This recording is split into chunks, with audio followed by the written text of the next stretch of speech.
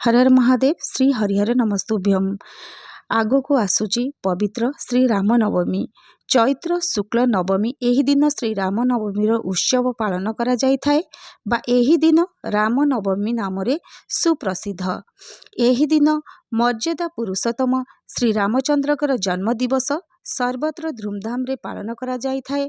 तेबे आमे केउ दिन रामनवमी पालन करिबा जेहेतु प्रभु चैत्र शुक्ल नवमी दिन मध्याह्न समय रे ही आविर्भाव होइथिले, तो आमे गृहस्थ माने मार्च 26 तारिख ही रामनवमी जन्म उत्सव को पालन करिबा।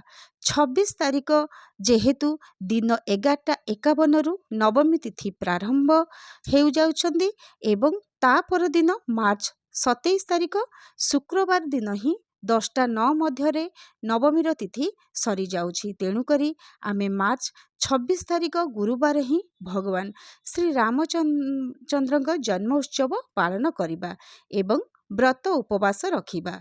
गृहस्थंक पाई एही दिनटी निर्धारित करा जाई अछि। मार्च 26 तारिख दिन ही अशोकाष्टमी रहुछि एवं प्रभु लिंगराज महाप्रभुंकर रुंकुणा रथयात्रा मध्य रहुछि 11:51 पर्यंत। तापरे आपण रामनवमीर व्रत आरंभ करि परिबे। मार्च 26 तारिख दिन सूर्योदय पर ही व्रतर संकल्प नेबे एवं उपवास रखिबे।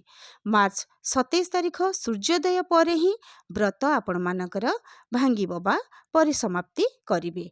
तेबे केउ शुभ समय रे आपण प्रभु श्री रामचंद्रकर पूजा करिबे। मार्च 26 तारिख मध्याह्न 11:21 रु 1:46 मध्य एही समय रे ही प्रभुंकर पूजा करिबे। जेउ माने गृहस्थ एवं जेउ माने वैष्णव धर्म रे दीक्षित केवल सेही माने ता पर दिन ही व्रत रखिबे बा श्रीराम नवमी उत्सव को पालन करिबे। आशा करूछु आपण कौनसी द्वंद्व रे न रही चलंतु मार्च 26 तारिख गुरुवार दिन ही प्रभुंकर जन्म उत्सव नीति को पालन करिबा। रहुछु हर हर महादेव श्री हरिहर नमस्तुभ्यम।